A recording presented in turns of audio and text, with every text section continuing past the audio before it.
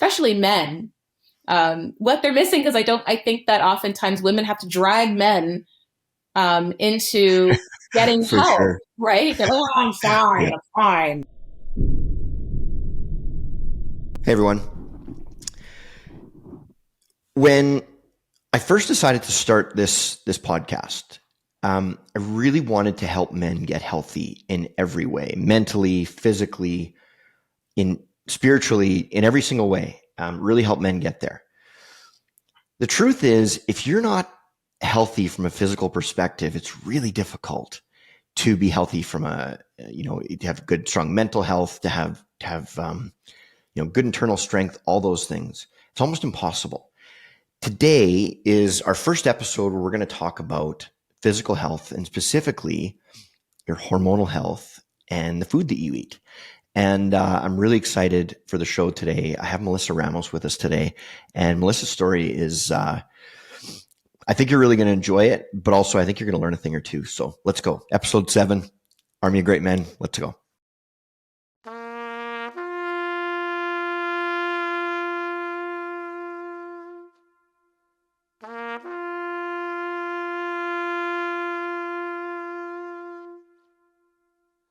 Melissa, thanks for joining me.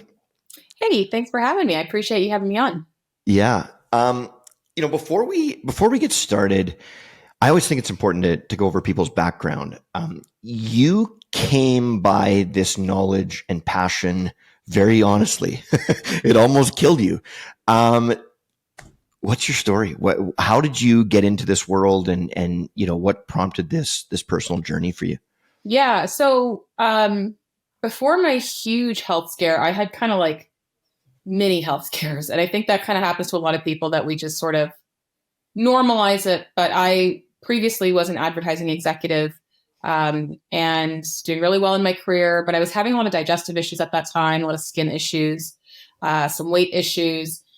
I had left that career and I went on to pursue nutrition, to understand a little bit about the digestive system.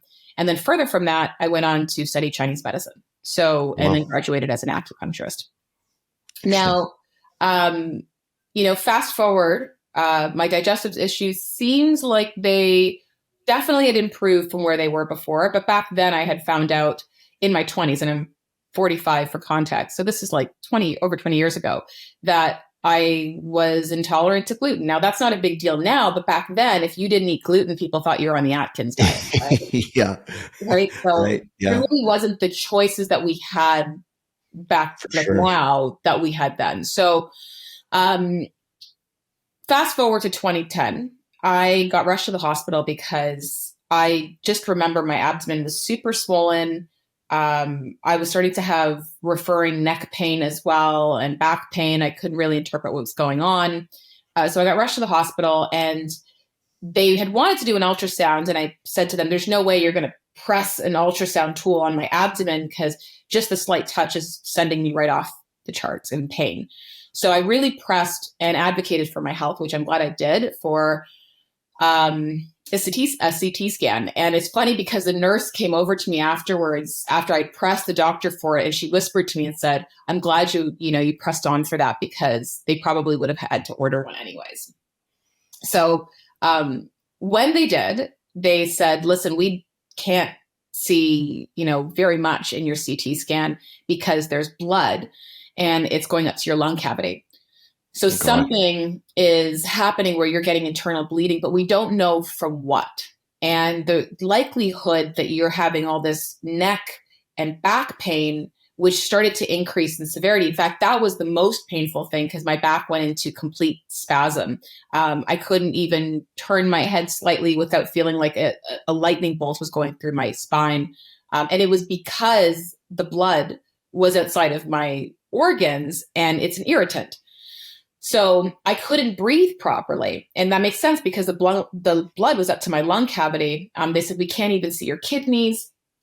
So we're going to have the top 4 doctors from different specialties, like from gastroenterology, from gynecology, come at surgery to see when we do an exploratory surgery. So we're going to have to do a 6-inch incision on your abdomen, open you up and see what is, it could be a perforated bowel for all we know.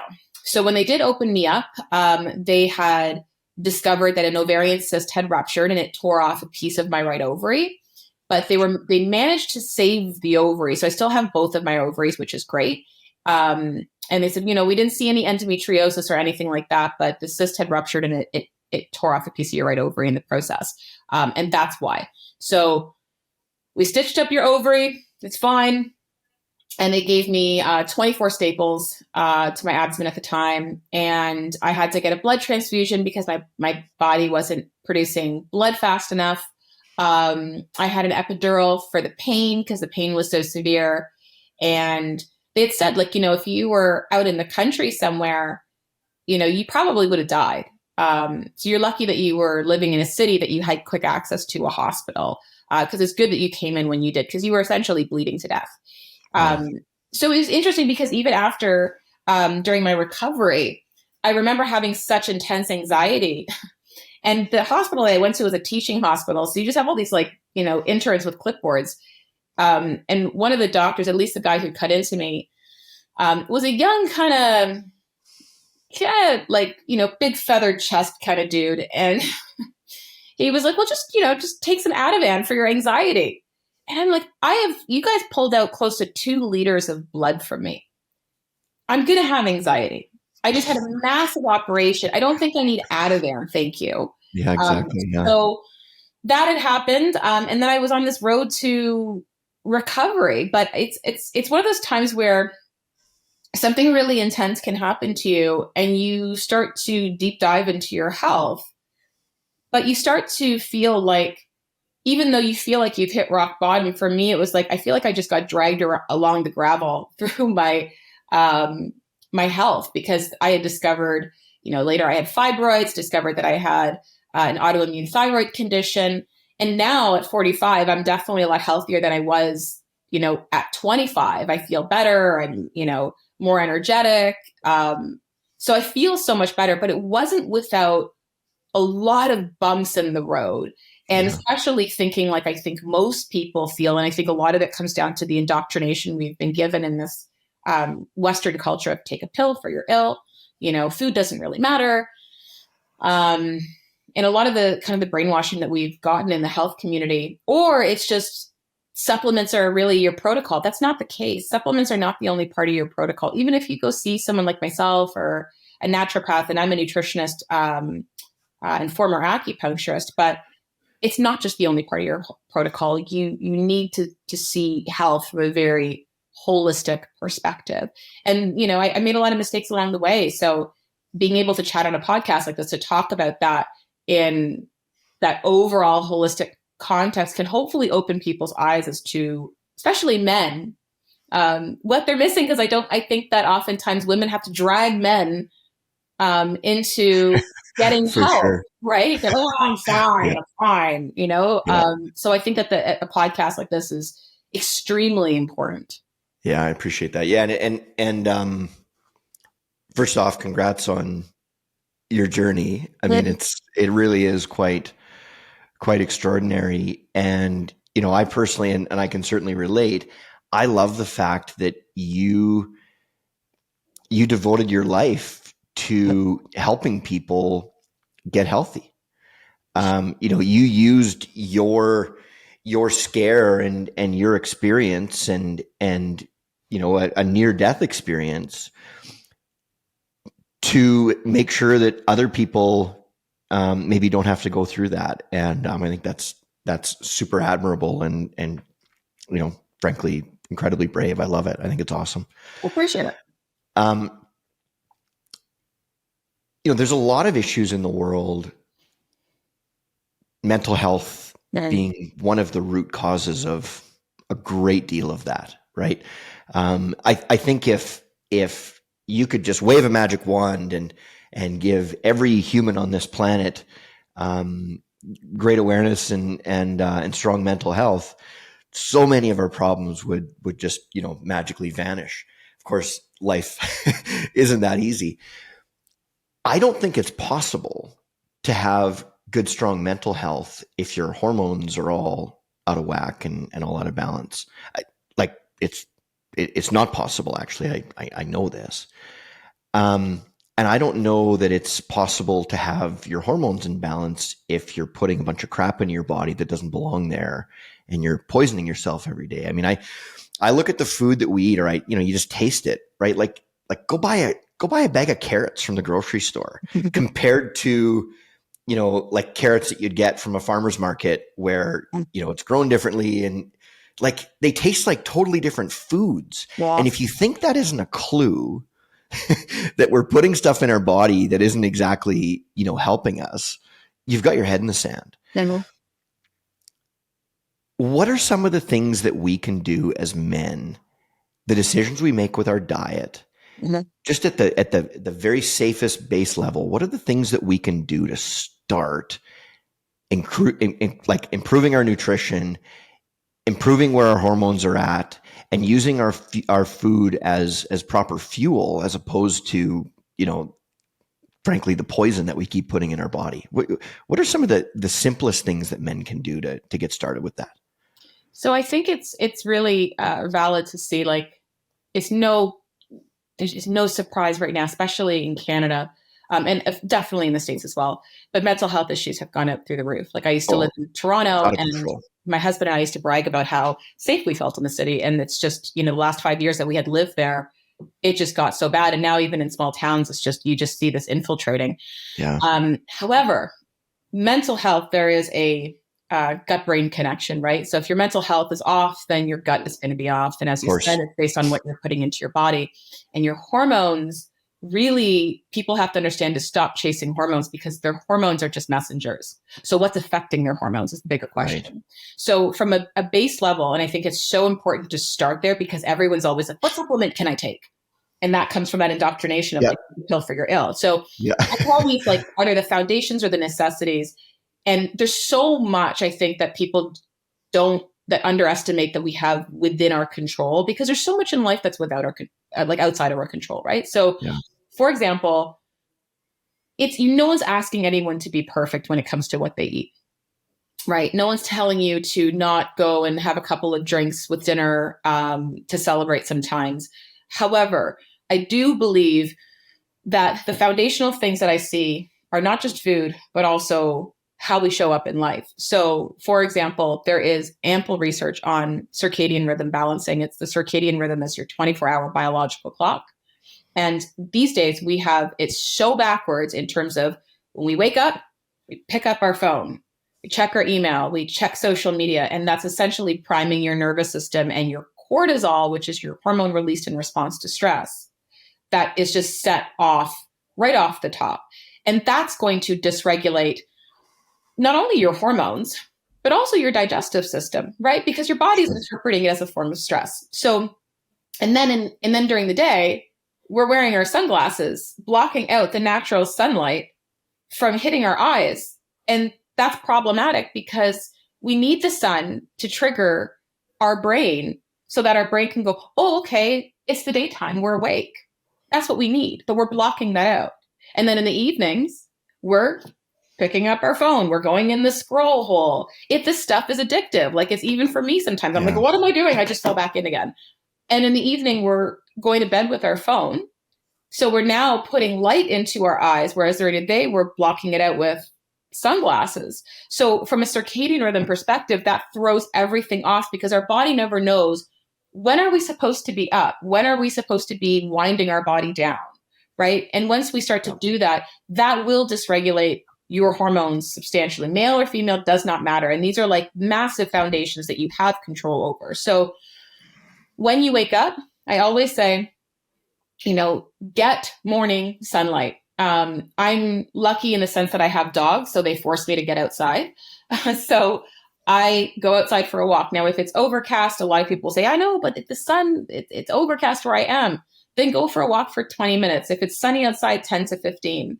But that is so important that I can guarantee you that if you do not get morning sunlight, say on a Monday, and then on the Tuesday you decide to, you will notice that your energy levels will be substantially different between the two times. It will be substantially different. So this is something that is so easy for anyone to control, is just get that. And then, of course, an hour to 2 hours before bedtime, make sure that your lights in your home are dim. And I don't know if this is a male thing, and maybe you can help me understand this, but my husband was like notorious for like, all the lights are on at night. Oh And yeah. then during the day, I'm like, why are all the lights on? Like, just like dim those down.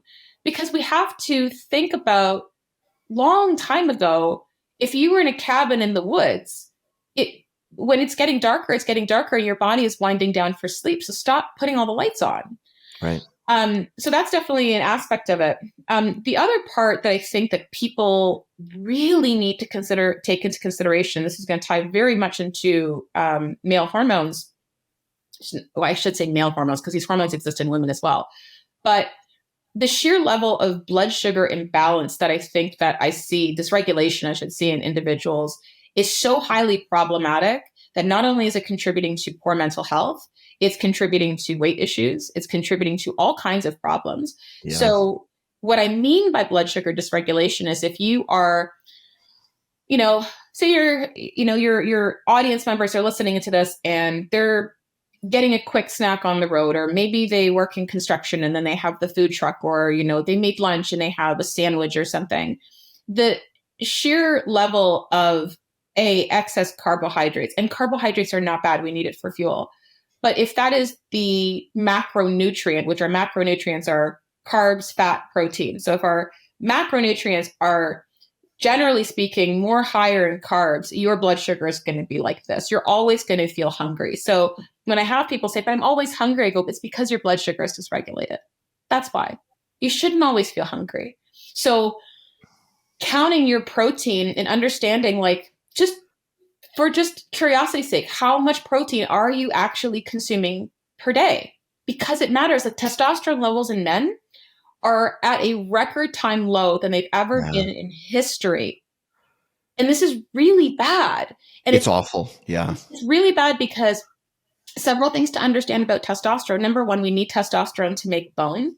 So for women, this is highly problematic because they have osteopenia, osteoporosis. But we need also testosterone for healthy muscle mass. Now, if you look at the work of Dr. Gabrielle Leon, she talks about how muscle is the organ of longevity. We don't have a society of people who are obese necessarily, where it's like we got to lose the weight. No, we have an under muscled society. We need to actually build muscle, because if you're older and you fall, there's a very high likelihood that you're not going to get back up. And that's not just because my muscles are my skeletal muscle is weak. It's also because of what's supporting that skeletal frame is very weak. And you need muscles not only for that, but you need healthy muscle for your mental health. Because Yeah. if you think about it, muscle actually, when you lift weights, they secrete hope molecules, which is like every time that you work those muscles, you just think to yourself, I'm actually secreting hope molecules. Like, this is wild, right?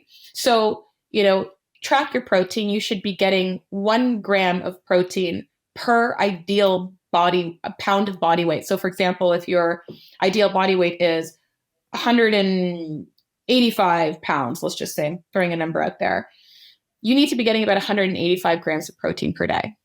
Right. And what would most people consume in protein per day? Like a fraction of that, I'm guessing? With the women I work with, usually it's about 60 grams is how Right. much they're getting now. And then they Yeah. wonder, why am I struggling with my weight? Like, I have women who, and I'm not suggesting don't work out, but I have women who at first, that's where they start, is they just go, I got to eat more protein. So I say to them, okay, start with 100 grams, because, asking them to eat 140 grams of protein could be a stretch at first. Right. And when they actually start to increase their protein, they notice that they're losing weight. They're more emotionally sound. They're not snapping at their partners. They're not Yeah. snapping at their kids. And it's the same thing for men. Like, it's really, blood sugar dysregulation is so problematic for our mental health that none of your neurotransmitters, you're talking about serotonin, feel good, happy hormone, GABA to make you chill, acetylcholine for learning, all of that will not function. Right. So I really think blood sugar dysregulation, getting morning sunlight, and really focusing on your circadian rhythm balancing is absolutely vital. And those are like just the tip of the iceberg of, the things that you can do that are pretty simple. Just for context, how many grams of protein would be in, say, an 8-ounce steak, or a 3-egg omelet, or like how much protein do people like? What do people need to eat to get, say, 180 grams of protein in a day? Yeah. So for context, like an egg is not necessarily a great source of protein. Eggs Okay. are wonderful because they have the yolk in it, which is like people, way back in the 80s, it was like eggs are so bad for you, right? And everyone was Yeah. just eating egg white omelets. But you need the yolk for the choline for your brain, right? The lecithin. Um, Now, but an egg is not exactly the best source of protein. It's actually quite low. It's why there's been a big cottage cheese craze, because people are adding cottage cheese to their eggs so that they have a richer source of protein.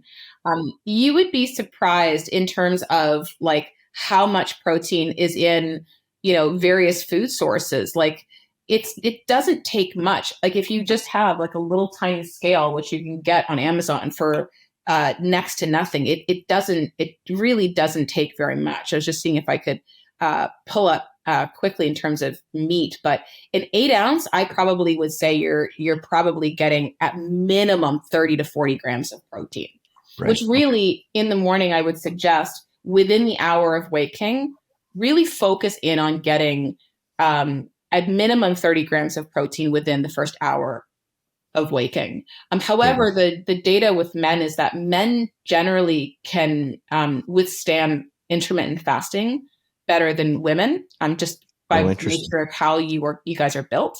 So fasting sometimes can be really, really helpful. Men and women are obviously built very differently. Women tend to be kind of more in deficient states. They tend to struggle more with the depression. Not saying men don't, but anemia, the fatigue, the brain fog. Men tend to be more in an excessive state, tense, which means more like think of like being like a pressure cooker and then having like those cardiac type issues, right? So being able to support that through diet, through exercise, through sleep. A lot of men will. Women notoriously need actually more sleep, statistically more than men, but men still definitely need to prioritize their sleep as well. Otherwise, your health is just going to go down the tube. For sure. I'm really glad you brought up testosterone. It's an epidemic, hey, like the low testosterone rates in men. I read a stat the other day, and I'll try to articulate this properly, but I read a stat the other day that the average 25-year-old male today has, that's today in 2024, has the same average testosterone level as what a 65-year-old man had in the year 2000. Mm-hmm. And that's terrifying. And I think, like, I've done a lot of research on prostate cancer. My dad had prostate cancer. His dad had prostate cancer. My mom's dad had prostate cancer. Like, so my brother and I, we sort of got it coming from from every angle. So, I've done a lot of research and homework on this, and one of the things with sex specific cancers, so cancers that are only for men or cancer that are only for women, is if you can keep your hormones at a healthy level, you dramatically reduce the risk of getting those health specific cancers. And if you think about it, 25 years ago, men, like for a man prior to the age of 60 to get prostate cancer was unheard of, Yeah. right? Like they wouldn't even test you, until you're over 55. Now, like there are men getting prostate cancer in their 40s, and the number just keeps going down and down and down. People keep getting it earlier and earlier. And I personally think that it's because our hormone levels are out of whack, and specifically in men, our testosterone levels are just getting dangerously low. We can go into all the reasons why that could be. Diet certainly being one of them. I think a lot of the chemicals that are used in our foods are contributing. That there's, we can go on and on and on. The plastics, the blah blah blah. There's so many different contributing factors. There are solutions that men have. You can go on testosterone replacement therapy. There are some things that you can do in that regard. From the standpoint of doing it all holistically, what are the things that men should be doing on a regular basis specifically to increase their testosterone? What are the key things? And maybe equally as important to that question, what are the things that men should be cutting out of their life like right now, um, to to stop suppressing that testosterone? Yeah. So hormones, like I said before, are just messengers. So the bigger question is what's affecting them. And Yeah, sex hormones are heavily influenced, oftentimes by stress hormones. sure. So if your testosterone's low, what is stressing out the body for the cortisol, that hormone released in response to stress, to consume that sex hormone?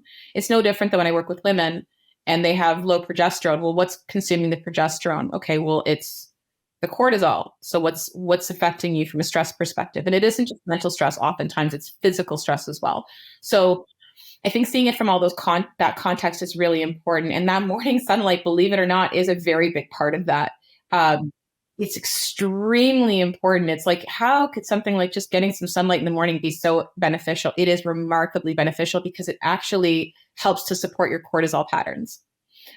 So that is huge. It is the same thing with cold water exposure. I'm not saying go do a cold plunge, but even ending your shower with cold can be extremely beneficial for circadian rhythm balancing. It is very important to have your cortisol rhythms proper because you're supposed to have a spike in the morning. And then in the evening, it's supposed to dip down so you can go to bed because you don't want to be wired but tired, right? It is actually a very good sign of virility and health for men to be waking up with morning wood. So if you're waking up with morning wood, that is a good sign. And a lot of men are not. Like I remember, when I was in school in my 20s, and the health food store, we had so many men in their 30s who were coming into the supplement shop asking for supplements to help boost their testosterone because Yeah. they were having problems whispering to us about getting it up.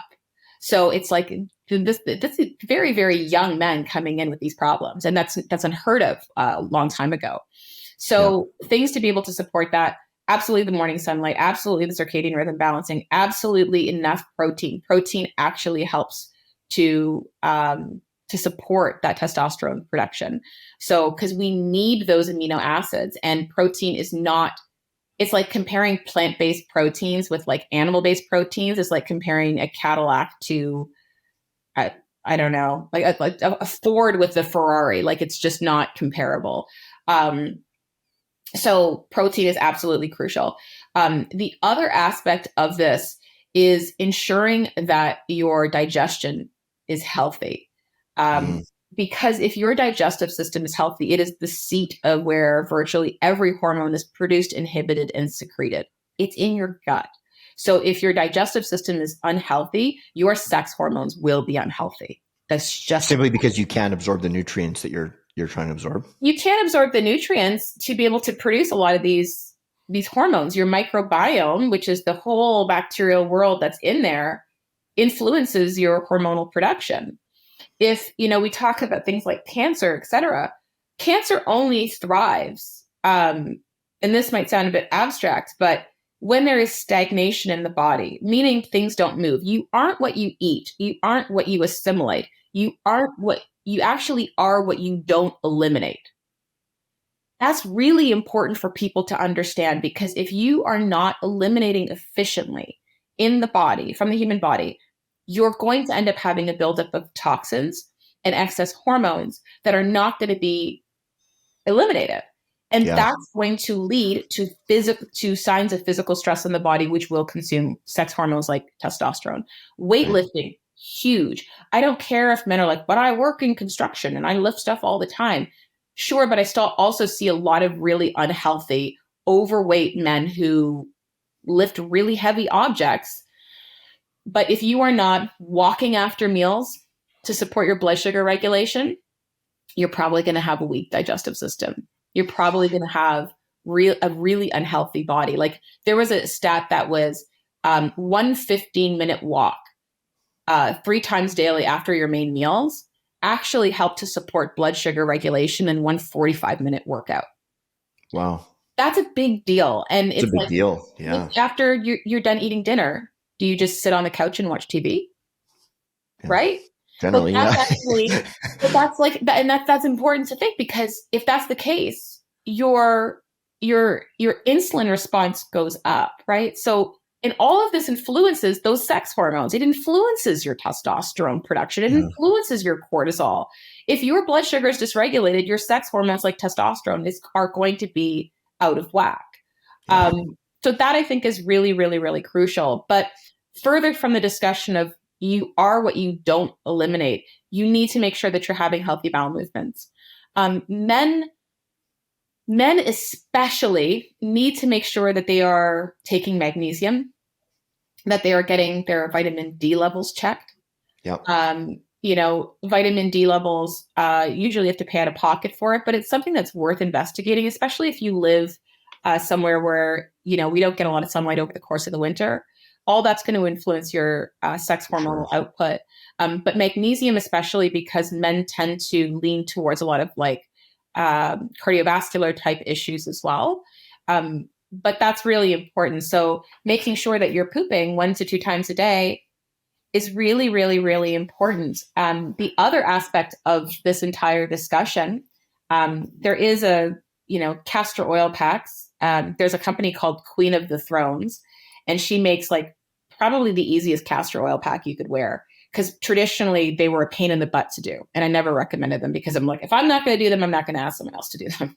Yeah. But it's very basic. You put a little of the castor oil on the pack, you wear it over your liver and your gallbladder overnight. And the reason why that is so important is because if your liver and gallbladder are congested, you're going to end up seeing a problem with the ability to absorb nutrients from your food. I can tell you that for a fact. And if that happens, you're going to end up seeing a decline in things like testosterone. I love the analogy of your body's like a river, in terms of, what comes in and what comes out, right? If a river has water that's constantly flowing and there's nothing stopping it, that water will be clean, it will smell good, it won't be contaminated. But if you dam it up, if you stop it, it turns into a swamp. It gets toxic very quickly. And it's the same thing with our bodies. I used to see this old German naturopath. He's a really interesting guy in Edmonton. And he gave me that analogy. I was really sick, and it was all due to stress. My lymphatic system had basically just shut right down. And I went in one day and he took one look at me and he said, "You're not going anywhere. We got to get your lymphatic system going, because your whole body is toxic. And once you got it going, everything was just pouring out of me in every direction." I love the way you worded that about what we're not getting rid of, because if you're not getting rid of that stuff, it's going to build up and it's going to create issues for sure.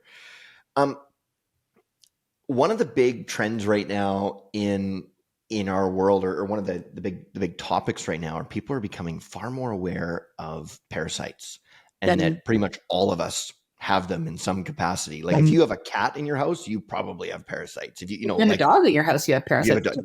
You probably do. Mm-hmm. Can we talk about that? Can we talk about and you must be happy that people are finally waking up to this, because even a couple of years ago, nobody was talking about this, and now people are becoming more aware. But I think there's still a huge lack of awareness, and I certainly have this, on what is the best way to get rid of them. First of all, maybe talk about parasites in general and the issues that they cause, and second, what can we do to start getting rid of these little buggers? Yes, this is a huge focus in our practice. There's not a single case we work on where we don't do some anti-parasitic work. The thing to understand about parasites is, just because you have a parasite does not necessarily mean it's pathogenic. So those two words meaning they're not synonymous to each other. So pathogen means that it's causing some level of problems within the body. Got it. Parasites in general don't want to kill off their host, right? Sure. They feed off you. So the bigger question to ask yourself is, am I the Ritz-Carlton for infection? Am I creating this awesome hotel for these parasites to become pathogenic? Because parasites feed off weak tissue. So, you can have a parasite and it's really not causing any issues, I'm not saying, I generally say if someone's in good standing health, I would like my husband, we've gotten him to a place where he's in good health right now. So he does probably about mini parasite detoxes annually. And we usually do them around the full moon, because around the full moon, serotonin levels actually in the body go up, and parasites feed off serotonin. So they mobilize these parasites, right? So a lot of certain symptoms like teeth grinding, rectal itching can actually increase in severity around that time, and it's often due to parasites. Wow. So they absolutely, you have to think of like, am I being a hospitable host for infection? Am I sleep deprived? Am I eating poor foods? Am I not getting outside? All the kind of basics. So in terms of detoxing them, we have to take a step back and go, well, are you at this current state right now effectively eliminating?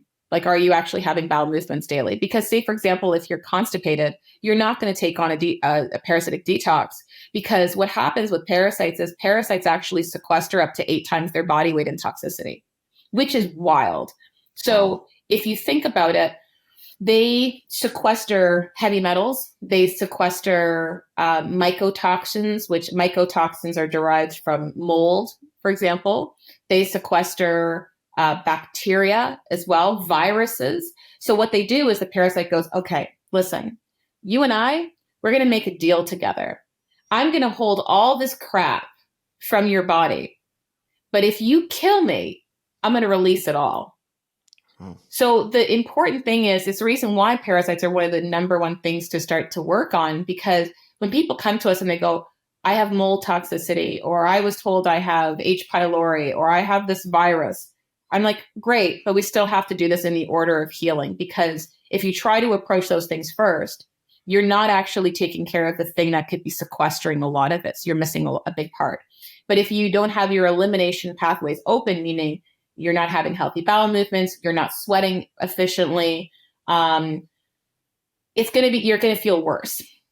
Because when you kill off a parasite, the toxicity that is released when you detox a parasite is so much that if you're not moving that through your bowels, your symptoms are going to be quite exponential. So if you felt depressed, you could feel more depressed. Oftentimes when you're detoxing parasites, I know this is the case for me, and I'm not a constipated individual, but the moment I start doing anti-parasitic work, I suddenly become super constipated. Wow. So it's so important that when you are doing a parasitic detox, which we can talk a little bit more about that, is that you are taking your magnesium, you are doing, I highly suggest looking in your area for someone who does colon hydrotherapy, also known as colonics, to really flush out what you're killing off, because you're. So you would schedule that while you're doing the 1,000%. detox? Okay. Yeah, because you have so many kinks and grooves in your large intestine that they can hide out in there, and they often do. So that's so vital, or at the very least, an enema at home, which anyone can do. I mean, I think that the thought about enemas or colonics freak people out. It's really not that big of a deal.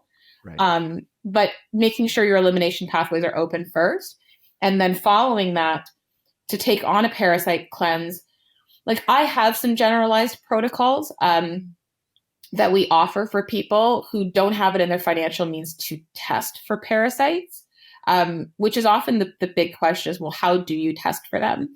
But, testing usually is our one way to go, because that way I can go, what type of parasite do you have is going to be dependent on what type of herb is used.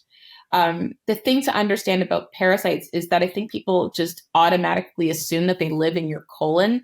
That's not necessarily the case. They can hide out in virtually every mucous membrane.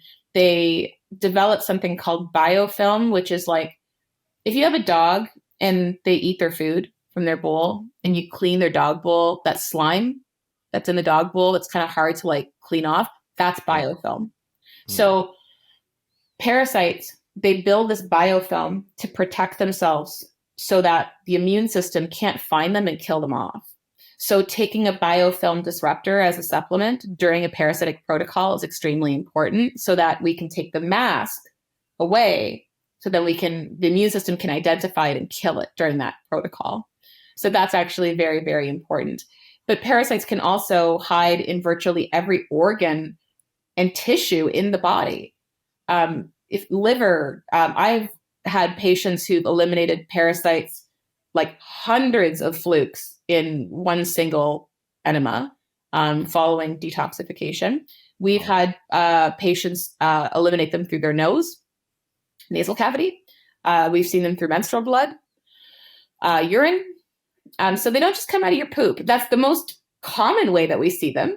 We've seen, hookworms, rope worms, like 12, maybe, up to 20 feet long, come out of individuals. But then you see flukes, and flukes are in the helminth category, because there's different types of categories for parasites. So helminths, so these flukes, when they come out of you, they can look like rolled up tomato peels. The more mature ones look like potato skins. And those little buggers are so common, so common. And they love to hide out in the liver and in the gallbladder. And I feel that women and men over the age of 35 really have to pay attention to their liver and gallbladder, because that's the area that I find gets most congested from like high carb diets, alcohol, stress. Those are the organs that are going to get affected. And if those organs are affected, your digestive system is going to be severely affected, and you won't be able to absorb things like zinc. You need zinc, excuse me, but you need zinc for your dink. Like you need zinc for a man, you need zinc, but you're certainly not going to absorb any of it, because you're not going to have the stomach acid required, because your liver and your gallbladder are going to be so unhealthy, you're not going to secrete bile, which I know sounds super complicated, but they work in tandem together. And oftentimes it's because parasites oftentimes are living in these bile ducts, they're congesting it. So it's a really big thing. So I'd love to be able to give supplements to take for how do you do a parasitic detox, but it comes down to you can test for it. And then we do have some generalized supplement protocols for that. But I can never really guarantee that it's going to be as effective as people want it to be. So let's talk about a process here for people to use. So first off, how do you test for it? Do you just go to any naturopath and they'll give you a testing kit? So it really depends. So the standard for that was used previously for testing used to be a stool test. However, stool testing is not exactly super accurate, because when you do stool testing, you're essentially pooping in like what looks like a burrito bucket. And then you're picking the stool. Now your stool is not homogenized, right? So it's only testing for the pieces of the stool that's picked. So it could be missing a lot. A lot of parasites also secrete an enzyme that makes them self-dissolve within 24 hours. So oftentimes by the time that the test gets to the lab, they're no longer there. And oftentimes labs, sneaky little buggers. They are. They're quite remarkable. They're so intelligent. My favorite way to test, because there's not a perfect way to test for parasites, I look at a variety of different methods. Number one, I look at the patient intake form. So I look at a lot of symptoms. I look at things like teeth grinding. I look at things like anal itching. I look at low iron in women. I look at a lot of nutrient deficiencies, food intolerances, obviously the digestive stuff like the loose bowel movements, constipation, lots of bloating, things like that I look for are really good symptoms. Blood work. In your blood work, if you have a marker that is called eosinophils, eosinophils is a white blood cell. And when we see that elevated, it's actually a very big red flag for parasites, believe it or not. So when I see high levels of eosinophils, I think parasites. If I see high levels of your liver enzymes, ALT or AST, that usually shows that there's going to be some congestion in the gallbladder or liver.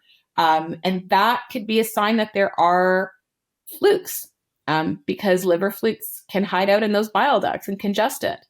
Same thing even with sometimes, not always, but high cholesterol levels could be indicative of that there is some congestion in the liver, because the liver and the gallbladder play a huge role. But then why is the liver congested? So that's your blood work.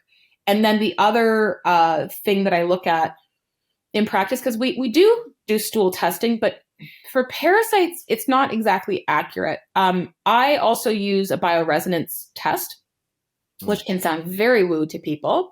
And it sounded very woo to me as well for a very long, long time, until I started to put it to the test and compare it to blood work. And when I did, I was like, the accuracy of it was actually quite scary. Wow.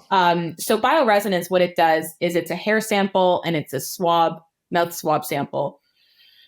And what it's doing is it's testing for the resonance of the pathogen. And the reason why that this is more effective, in my opinion, than stool testing is because it can pick up on pathogens that are not just in your colon.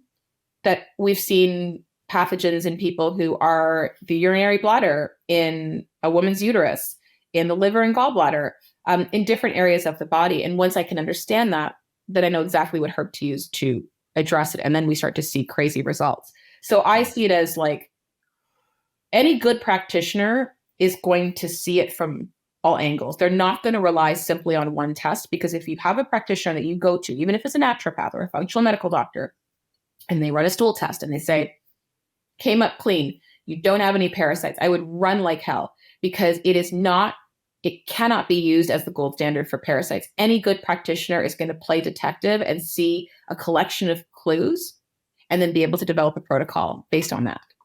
So, Melissa, let's just say, maybe tell a before and after story. What's typical? What do people experience after doing a parasite detox? What are the things that you're going to notice the most in terms of positive benefits after you've done this detox? Yeah. So positive benefits, your digestive system can improve. So I can say my husband, for example, his digestive system improved before. If he would burp before, I was like, oh my God, that is foul. I think he would hate me for saying this, but it was the truth. I'm like, oh my God, what is going on with your gut that you have such foul burps?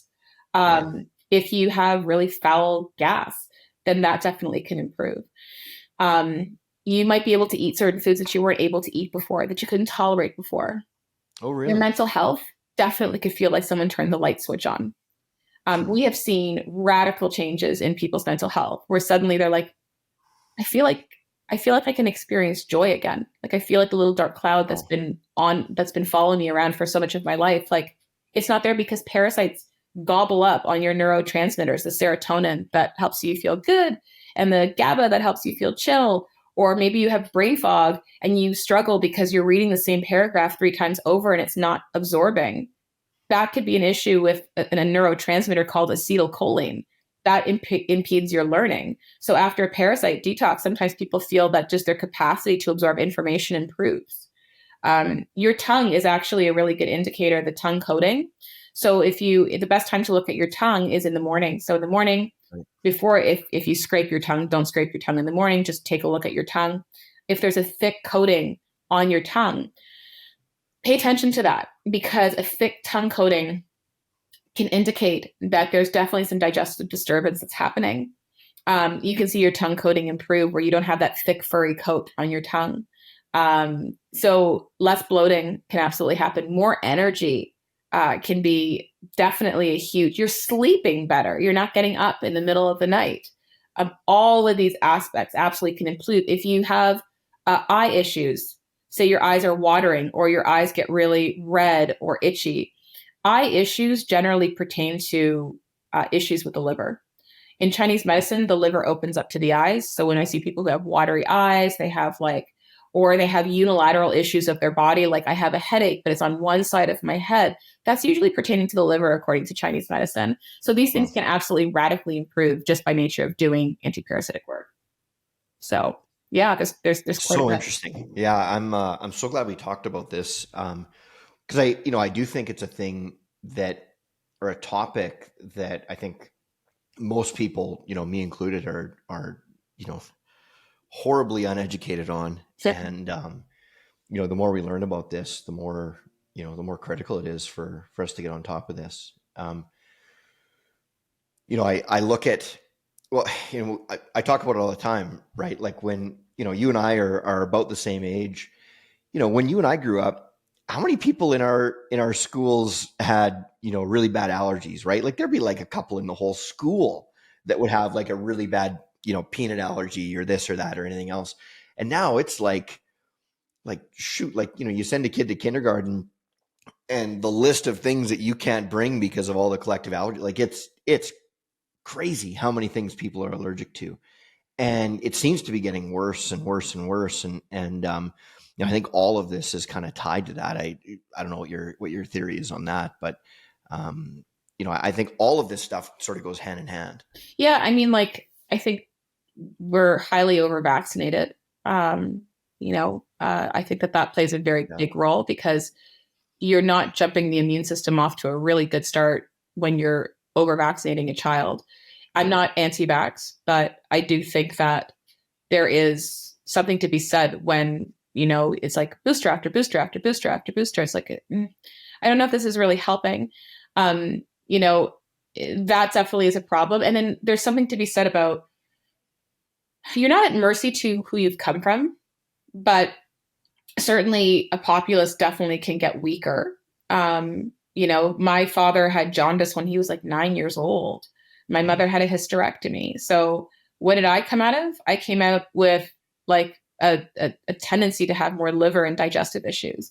No surprise. But am I at mercy to that? No, absolutely not. You're not at mercy to your genes. That your genes, they always have that saying, your genes load the gun, but your environment pulls the trigger. So I think especially with children, we have to be able to evaluate the state of the mother's health and the father's health even before having that child. Number one, because if your mother and your father were pretty weak leading up to it, it's not really giving the child a fighting chance walking into this world. Sure. That is something that is really important to assess. And then also everything has to be so bloody sterilized. It's like, allow them to play in the dirt. Let them go play outside. in the dirt. Yeah, totally. It's like, oh, boys, he's just too hyper. We got to put him on ADHD medication. Boys are going to be hyper. Go get them outside into the woods. Tire them out. Yeah. Stop putting them on ADHD medication like Ritalin. Like, that is insane. You are over medicating a populace. And then you're wondering why this is a problem. Like, it's the same thing kids have ear infections. I always kind of joke and say dogs are not very different. My dog is one of my dogs. He's a cockapoo, so he has little floppy ears. And when I got him, the breeder was giving him kibble, and he had like these raving ear infections to the point that they were bleeding when I got him. And everyone's like, you have to clean their ears, or kids, let's put tubes in their ears. Well, you have to understand that they're giving the solution for children is they're giving them antibiotics, heavily antibiotics. Yeah. There's no bacteria that was actually found in the ear. The problem with the ears are actually coming from inflammation from the gut. So what's happening from a gut perspective that now these ears are screaming? The second that for example, with my dog, I changed him to go on raw food and tested various proteins. The dog is almost 12 years old right now. He looks like he's 7 years old. He has no ear problems. I never clean his ears. So if you see sinus issues, whether it's you have them, your wife has them, your kid has them, in Chinese medicine, the meridians that run through around the sinus area is digestion. Right. So if the kids come in, I have ear problems, I have like sinus issues, look at their gut. Look at their gut. Makes perfect sense. And what you said earlier about, like, I'm actually glad you brought up the dog thing when talking about how quickly we medicate kids. Because if you had a dog that, every time you come home, the dog is bouncing off the walls and has all this energy, what would you do? You'd take them outside and tucker them out, right? That's what you do.